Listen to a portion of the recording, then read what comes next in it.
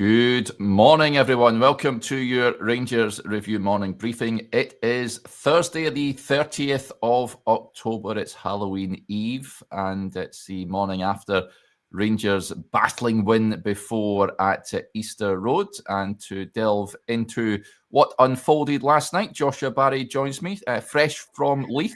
He made the journey back home late last night. How goes it, Joshua?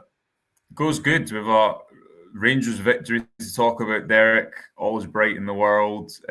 We had myself and Blair travelling back from the game. The M8 was closed, so anyone who had the misfortune of that, I know. So we ended up in all manner of different country roads. But listen, we made it, and it was quite an enjoyable night, I thought, Derek. As you say, battling, by no means the end product, the finished product.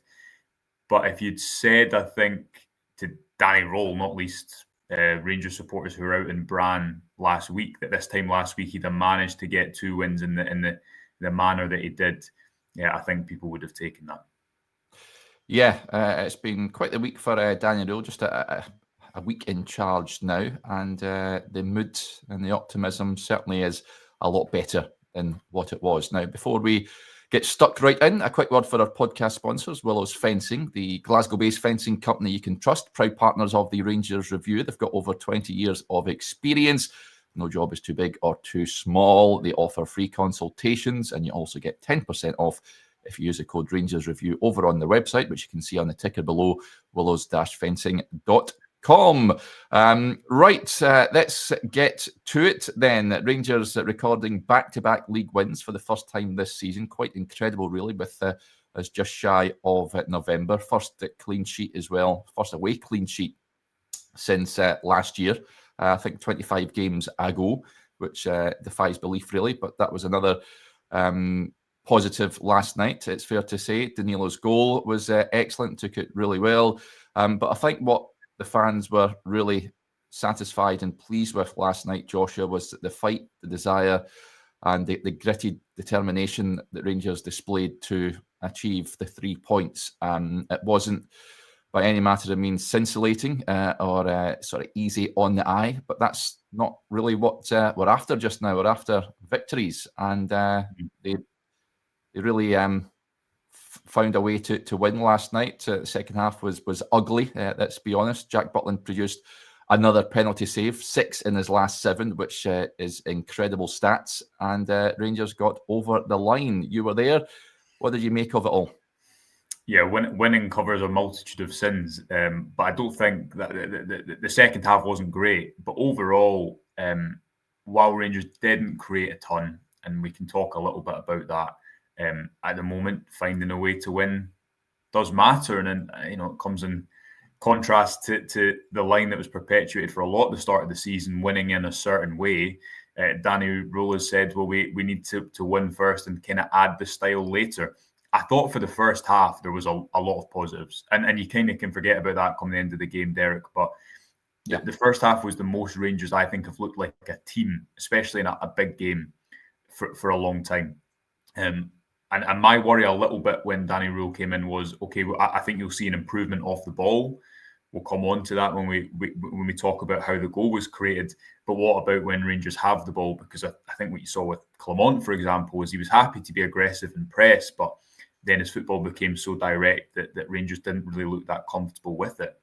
But I thought in the first half, much like against Kilmarnock too, there was an intensity to the possession that they had. And again, this back 5, back 3 shape, which we'll come on to talk about, suits the team. It's benefiting individuals. There's questions of depth at wing back, but it's pretty fluid. It gets bodies in the centre to press, again, as you see for the goal. It gets bodies in both boxes, which I think you see for having Danilo in that position, not isolating Trumiti as he was poor when he was so isolated away in Bran, wasn't he? And then Jack Butland has a big moment at the end of the game, probably Rangers player of the season so far. And even just in the last few days, Derek responds really well to that mistake that he makes in the first half against Kilmarnock with an excellent save from Bruce Anderson with the game at 2-1 at the weekend. And then that huge stop last night, because it would have been unfortunate for Connor Barron, who I think was man of the match and his best shown in a Rangers shirt in ages, to concede that penalty. But even Barron, he's playing in a role that suits him. he's not playing with his back to goal at number 6. He's better when he's facing the play, when he can press, when he can run, when he can be an energizer. And I think what Danny Rohl has done is he's just been pretty sensible about it. I asked him about it after the game, and he said, we've went with his back 3 because it gives us an extra centre-back to deal with long balls, and that's kind of the starting point. That gives Rangers a bit more control, and it gives them a platform so that their floor isn't as low when things do drop off. Last night, Derek, they have a bit of structure and shape to fall back on and get the result, as I say, in large part thanks to Jack Butland too. Yeah, I'd be handing out the Player of the Year award right now to Jack Butland. He has been brilliant this season, and it's been a remarkable turnaround in fortunes for him. If you remember back in the summer, Rangers were looking for another goalkeeper, never materialised in the end, and Butland's form, well, thankfully he's been on form, or else Rangers could have been in a worse position than they found themselves before Danny Rohl took over. But yeah, another top save, of course, save from McGrath last season as well. He said he'd done his homework on him when he was at Aberdeen, but yeah, his penalty record is absolutely sensational at Rangers. Yeah. I'm not too sure if that's words in the ear by Alan McGregor, Sal Bibble perhaps as well, or a lot on himself. As I mentioned, he did do his homework on it. So yeah, fair play to Jack. You're quite right to single out Connor Barron. I think that was probably one of, if not the best performances I've seen from him in a Rangers jersey. Covered every blade of grass. It was almost, I've seen someone on social media liking him to Reno Gattuso back in the day. He was a Tasmanian devil for Rangers when he was a teenager back in the old 90s. But yeah, that's certainly given the manager. I said it when I was on the post-match last night, Joshua, with Blair and Johnny, midfield-wise, he's put himself right in the frame, I think, to start on Sunday. Nico Raskin has come in for a bit of stick as well. A few comments coming in as they were last night. Mitchell says, I think Raskin needs benched for a bit. I very much doubt they'll be benching Nico Raskin, but it did look a little bit off the boil last night, it's fair to say, but I very much expect him to start on Sunday.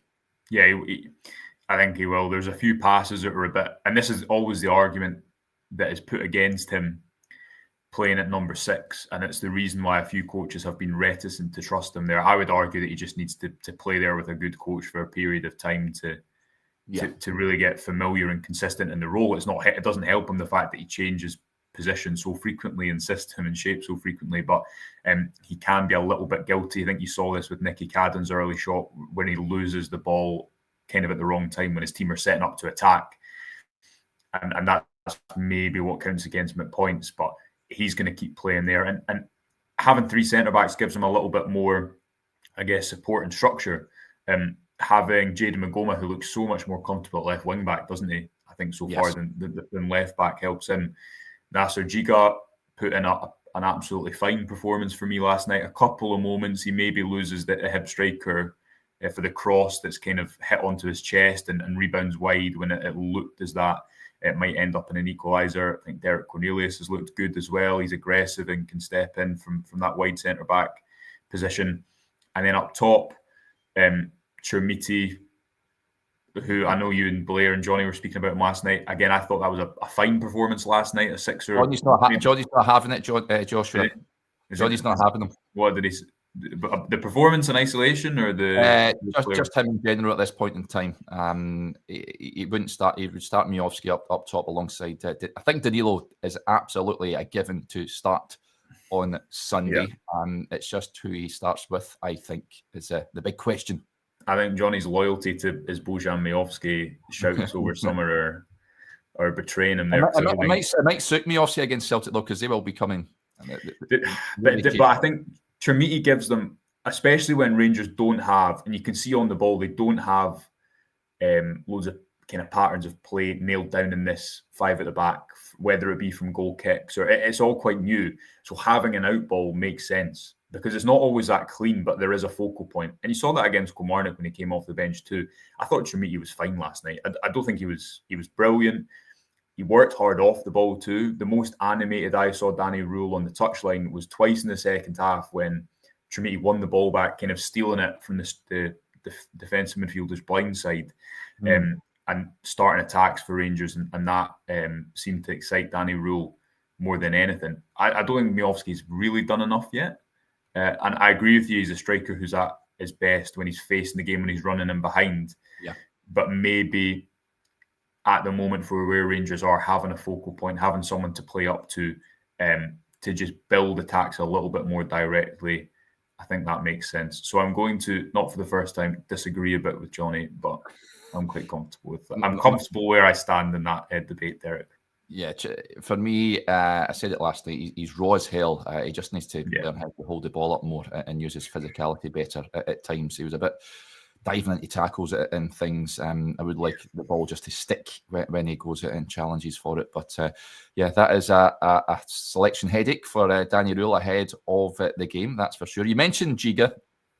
I got to say I was slightly concerned when I seen him in the starting 11. 5 changes in all he made for this game, and we're all scratching our heads. I looked at it, I was going, how are Rangers lining up? It was a sort of looked like a 3-4-1-2, but Giga in that back line, you're quite right. Rangers look more solid with the back three. You asked Danny Rohl about this in the post-match press conference, of course.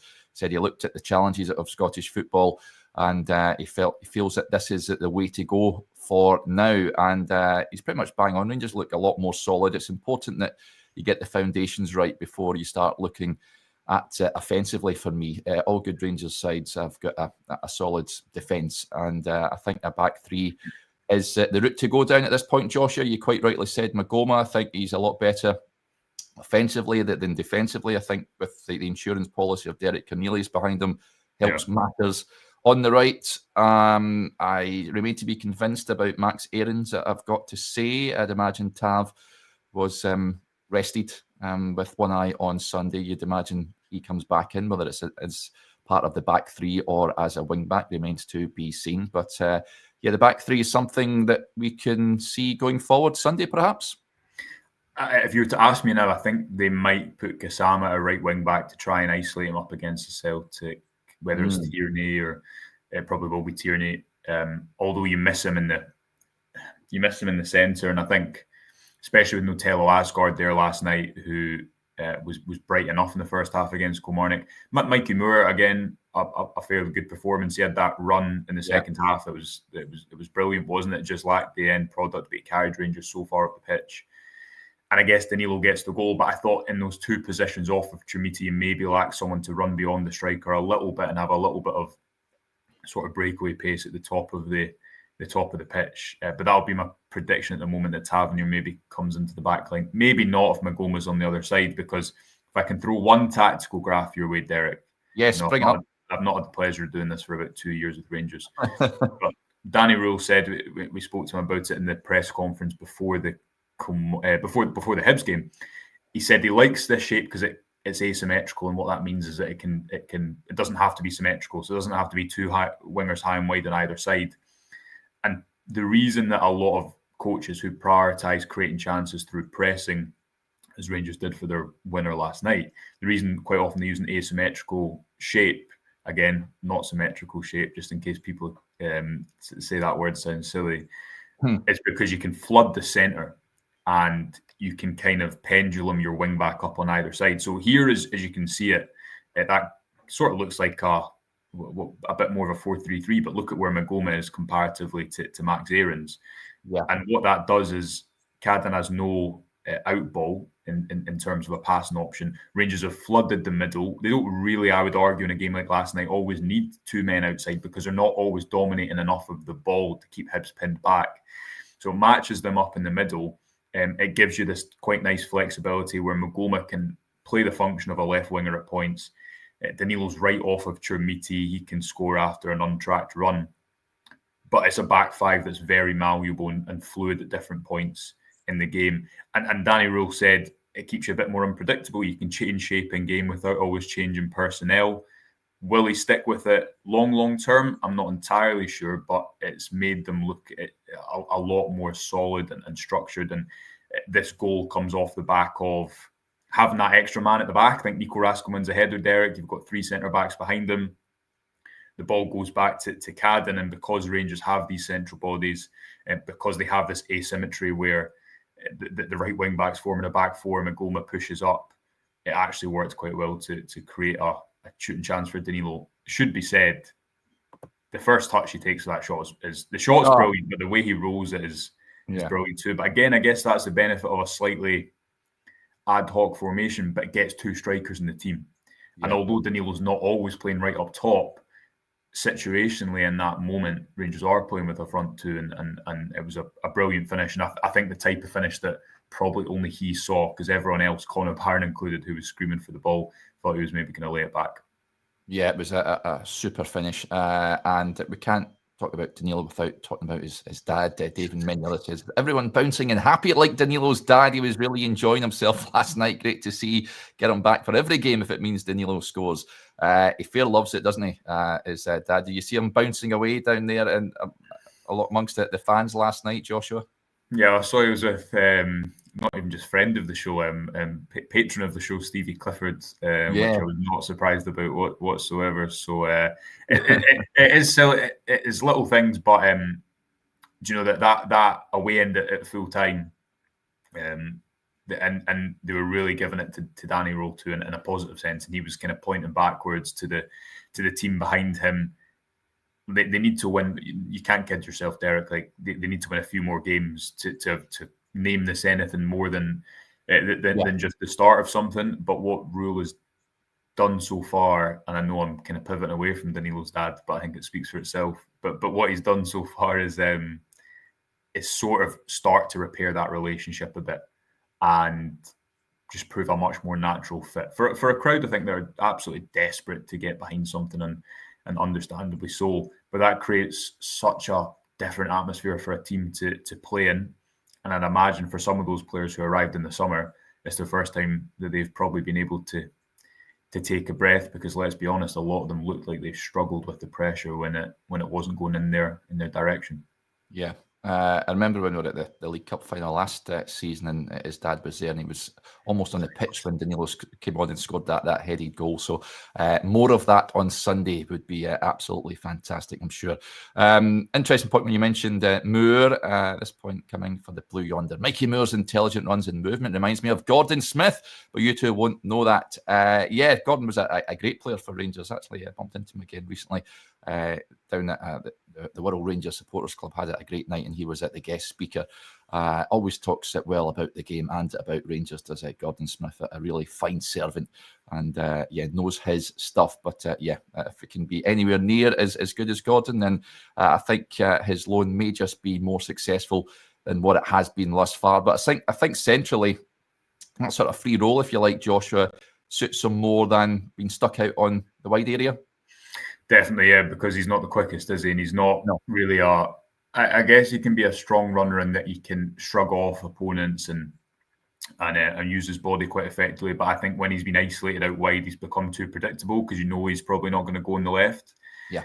But much like off the bench at the weekend, where he looked much more confident, and I think you can tell that in an attacker by the extent to which they demand the ball. And he was doing that a lot more. The most I've really seen him do that at Ibrox. And at last night, while you missed the end product at points, and I agree at moments, Chumiti's hold-up play was a little bit lax, and the Rangers didn't create enough opportunities, and that is something that they can't retain that to keep winning over a long period of time. You could see the start of maybe some relationships starting to build there, especially Magoma and Moore have played together quite a lot. English youth teams, under 19s, and they are players who know one another well. Yeah, so I don't know if the last international camp, but certainly in the past they've played in the same English youth teams together. And both of those players, again, with Magoma high and wide and kind of pinning back Chris Cadden, who had such a difficult game against him for the first half hour, he had to be taken off, and David Gray confirmed post-match that wasn't an injury. Magoma then is booked for I think a very soft booking, but every first tackle was a booking last night. It was unbelievable. Yeah, I've never seen a game's flow disrupted. It was as if at points the referee was trying to stop a football game from happening. But maybe it gives Magoma a good rest ahead of the weekend too, because we can't ignore the fact that, as you allude to with Max Aarons, it's not a well-stocked area of the pitch. Rangers are going to have to be inventive, and I'd rather see Jeji Gisama in that kind of role Mikey Moore was playing, as opposed to wing back, because I think he's better on the left side of the pitch than the right side of the pitch. Does his form concern you a little bit, Joshua? You sort of went off the boil a little bit, Gisama? Not too much, because he's been playing in so many different roles. Yeah. And I think we underestimate how difficult that is at points for players to build consistency. So I don't think you saw this even at the end of Russell Martin in the Old Firm game. He played him wide right, didn't he, to try and isolate him against Tierney. And he had that one run in the second half where it looked like he might create something. I just think he's at his best on the left wing. And I think that could work quite well with Jayden Magoma, but maybe sharing that role with Mikey Moore. But because of this squad, and because of the fact this squad was built with one left back, Derek Cornelius, I don't think is a left wing back. Maybe at points we'll see, as I showed with that graphic there, Magoma was the higher of the two wing backs last night. Maybe that'll flip, and you can have Cornelius at left wing back, but he more becomes a left back, and you have Gassam or someone on the other side who pushes up. But that's not an ideal situation, as again Rohl himself alluded to in the pre-match press conference. You've got a load of options across the back three, and I think Suter looked more comfortable. I think Giga looked as comfortable as he has in a long time, and Cornelius was probably Rangers man of the match for me at the weekend. But a wing back is going to be a bit of plug in and play until maybe, if this shape does continue, Rangers look to address that in the transfer market in January. Yeah, I want to address a few points that come in. Alan Stewart says it was Antman injured last night. He wasn't even on the bench. He was ill at the weekend. He was asked about Antman prior to the game and said he's better, but he faces a challenge to get in the team, but not part of the squad. Neither was Lyle Cameron.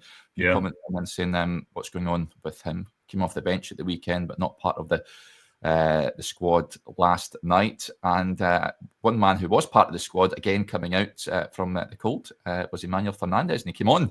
Alex says he was no nonsense and powerful in the air once last night when he came on. It's almost felt like when I seen him coming on, like that Ian Wright clip when he notices his old PE teacher that he thought was dead. I was like, ooh.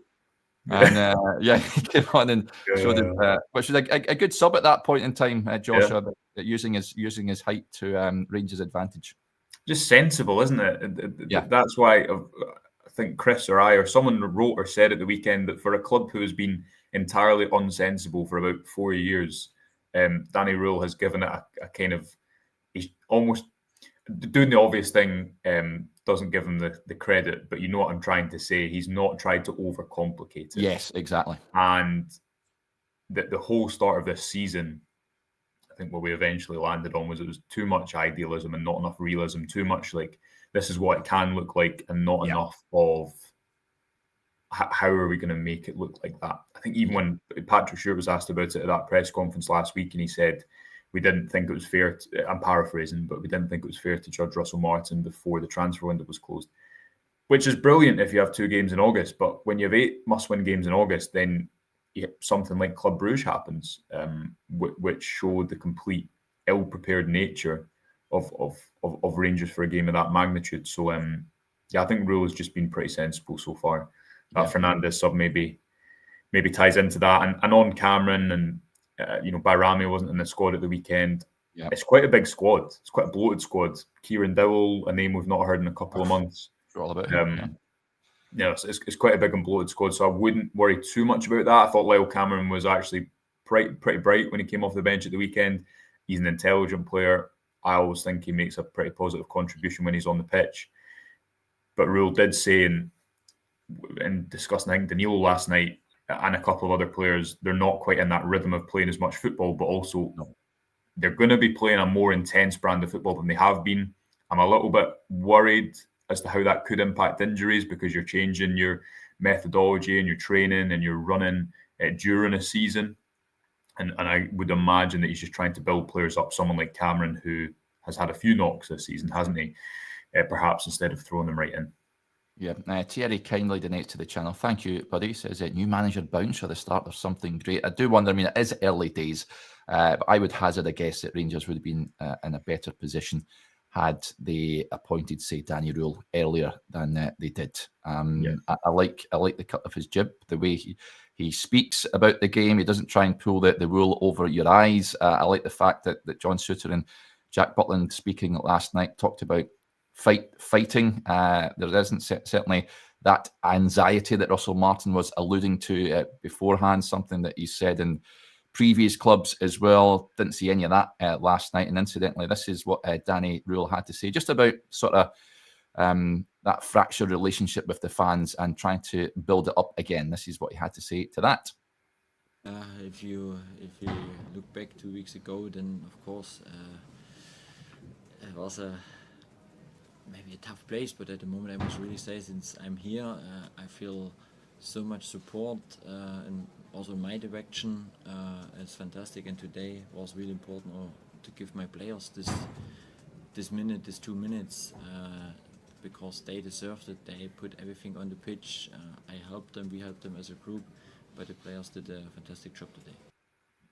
There you go. Have you sensed that last night, Joshua, the sort of relationship between the fans? I mean, they're singing his name for a start during the game and afterwards as well, which I can't recall the fans doing that with the previous manager, I've got to say. But can you sense a sort of shift in feeling amongst the fan base? They feel a lot more connected, I guess, with what they're witnessing.